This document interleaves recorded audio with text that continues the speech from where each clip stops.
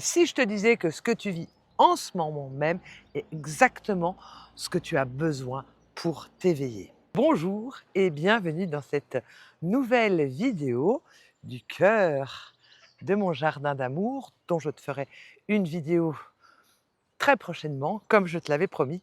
Mais aujourd'hui j'avais envie de te parler des apprentissages qu'on fait grâce aux expériences de nos vies.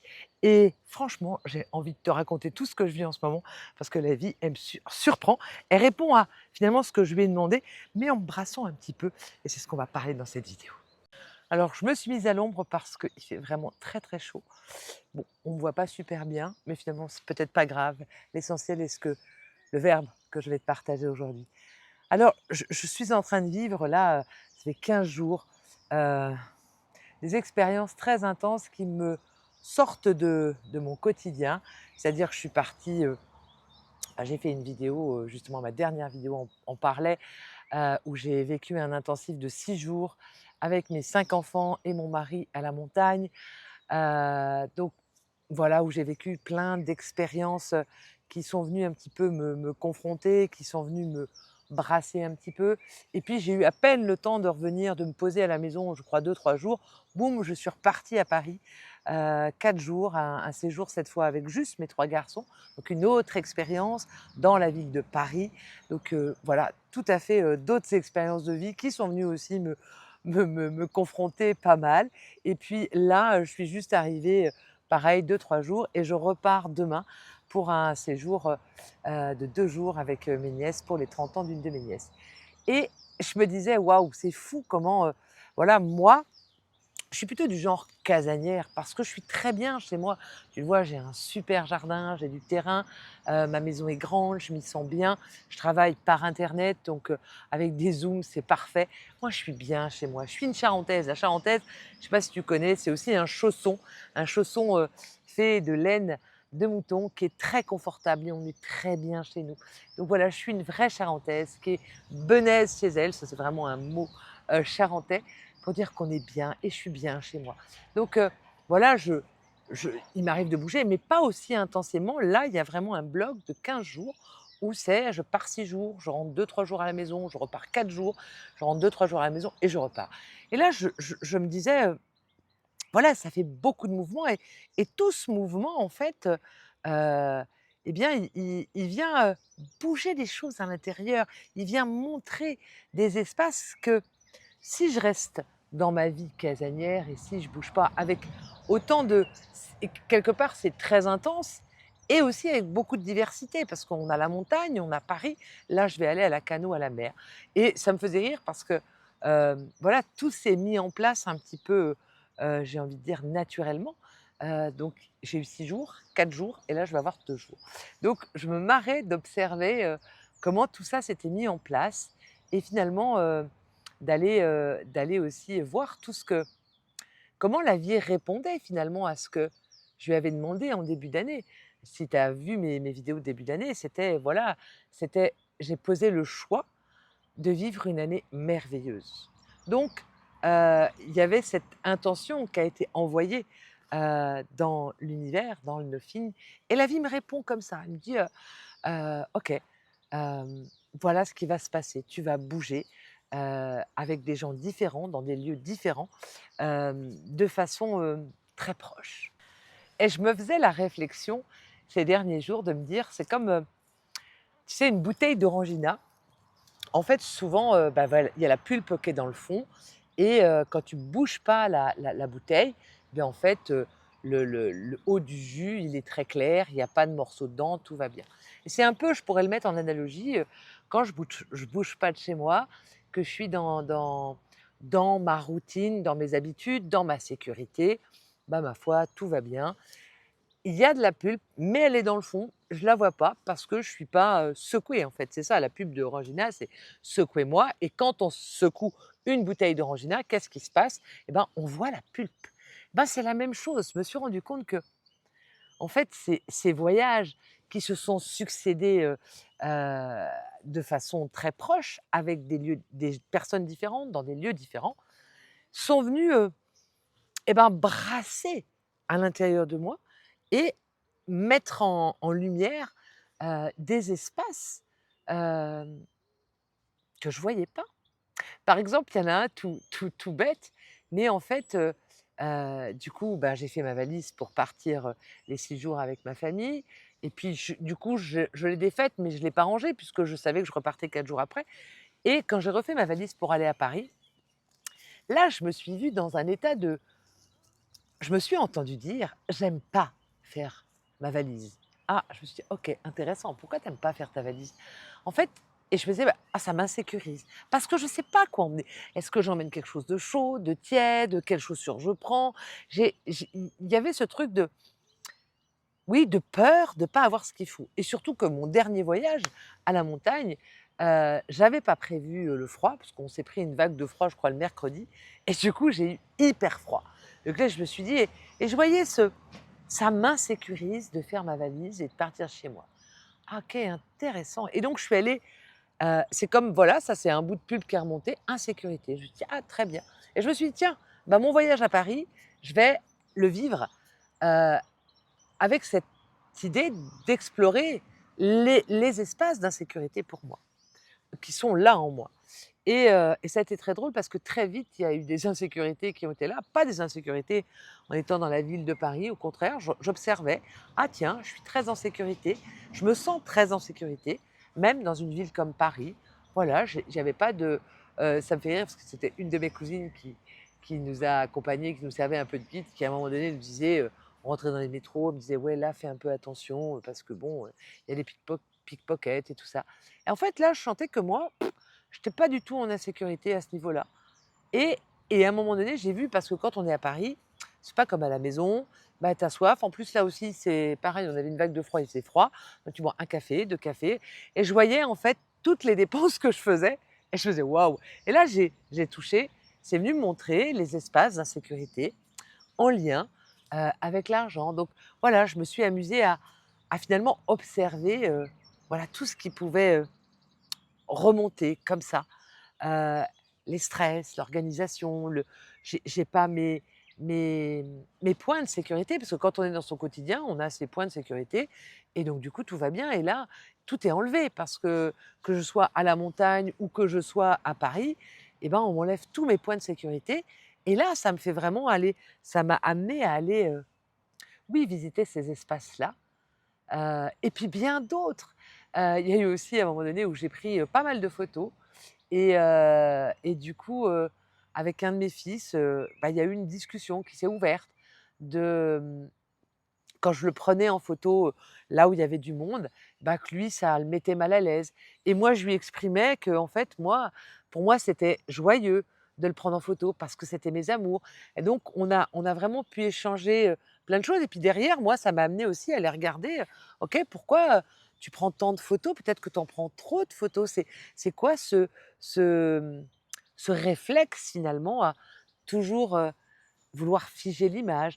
Donc il y a eu plein d'explorations comme ça qui m'ont été offertes juste par ces expériences de vie et et et alors j'ai eu l'impression que voilà en 15 jours, le fait et ben de vivre tant d'expériences différentes, dans des lieux différents, avec des gens différents, heu, c'était comme un cadeau merveilleux qui m'a permis de mettre en lumière plein de comme la bouteille Orangina qu'on secoue, j'ai vu plein de morceaux de pub, plein d'espaces en moi qui demandaient à être vus, qui demandaient à être accueillis, qui demandaient à être, pacifiés. C'est vraiment ça. Et en fait, ce Waouh! que j'ai vu plus que tout, c'est que finalement toutes ces expériences qui s'enchaînent, en fait, ce sont des c'est comme des révélateurs, mais des révélateurs express. Bien sûr que ces prises de conscience, je les aurais faites certainement à la maison, mais peut-être pas tout de suite. Le côté que qui est cet enchaînement et ce côté, voilà, en peu de temps, eh bien, vraiment, ça m'a permis de le révéler beaucoup plus vite, quoi. C'est comme juste pouf, pouf, pouf, pouf, des prises de conscience. OK, je vois et finalement, c'est le cadeau, c'est pas la situation à l'extérieur. Là, la vie, elle a répondu, elle m'a offert ça. c'est une vraie opportunité et en même temps, c'est quand même très doux. Il y a des fois, la vie m'a secouée beaucoup plus, brutalement. Là, c'est très doux. Ça se passe quand même avec beaucoup de douceur et ça me révèle.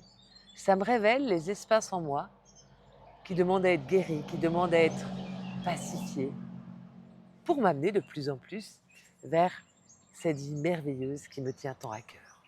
Et ce qui est assez magique aussi dans ce qui s'est passé, c'est qu'en même temps, je te l'ai déjà partagé, mais je suis dans une formation Reset avec François Lemay pour approfondir la pleine conscience intégrative. Donc il y a plein d'enseignements qui arrivent.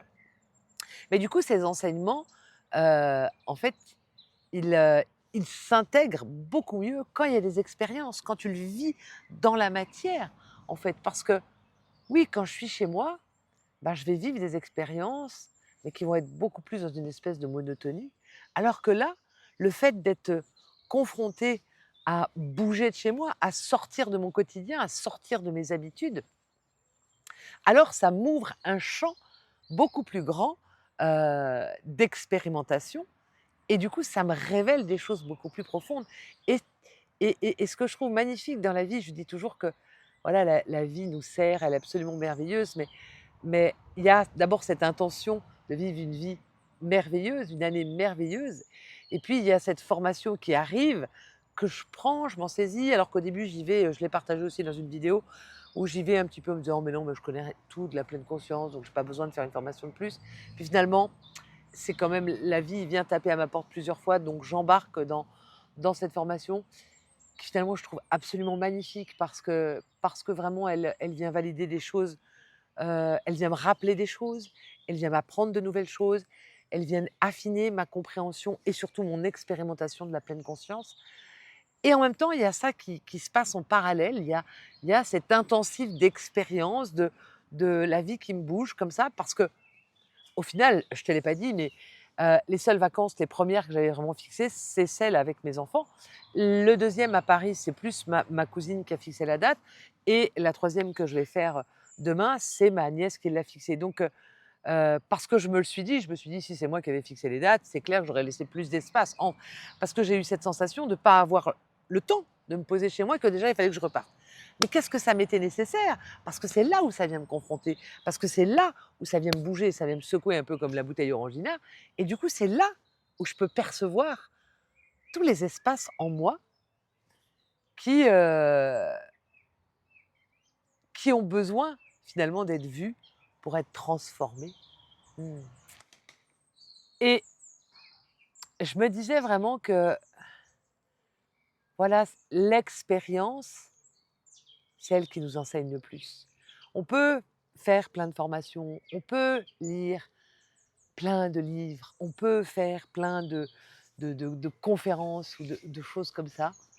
Ça, c'est de la connaissance. Alors c'est bien d'avoir de la connaissance, mais la connaissance, elle a besoin de s'intégrer.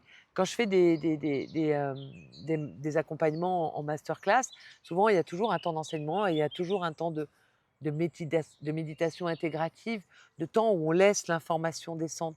Et cette information qui descend, eh ben, elle va s'implanter beaucoup plus profondément si je le vis dans l'expérience, dans la vie, dans le concret, ici et maintenant.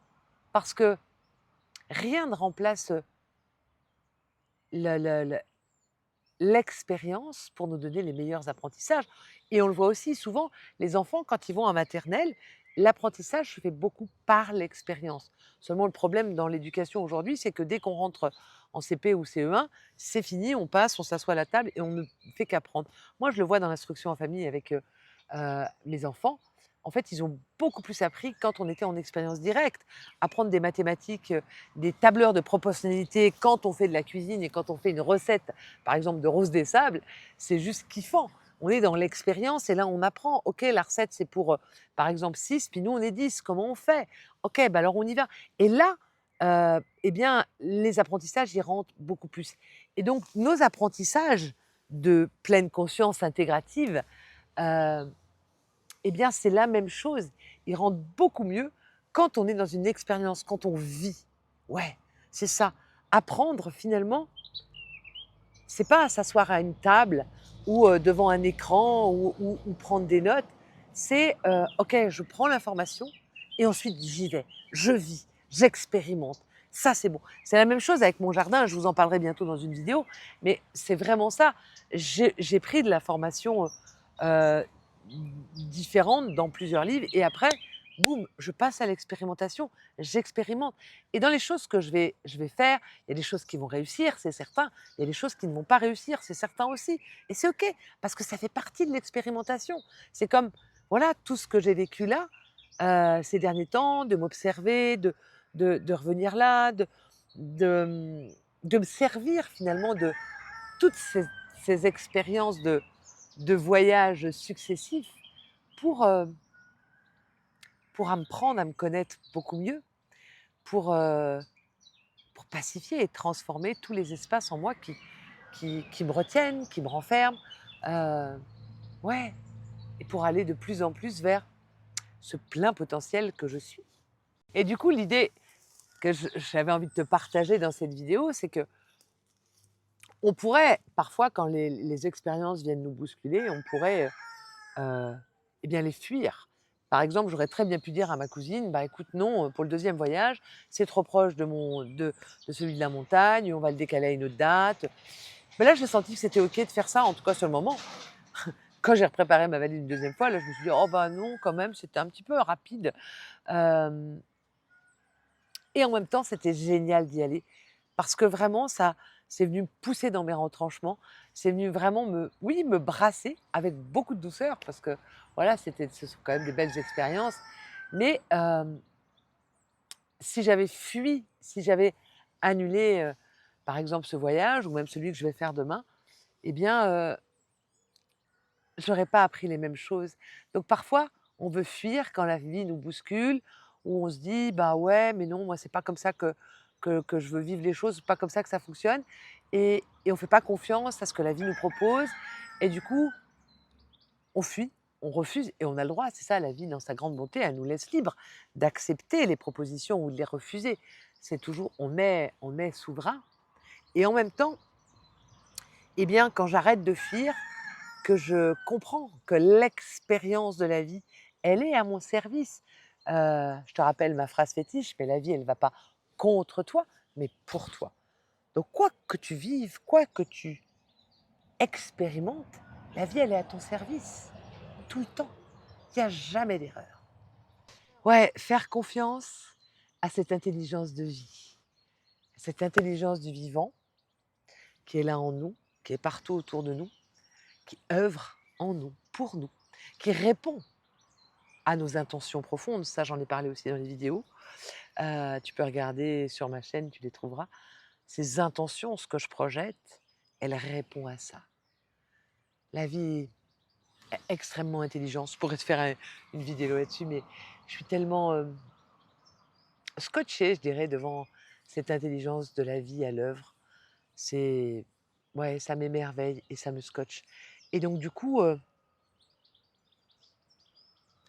si tu es en train de traverser quelque chose qui te brasse un peu comme la bouteille Orangina, ou vraiment beaucoup plus. En fait,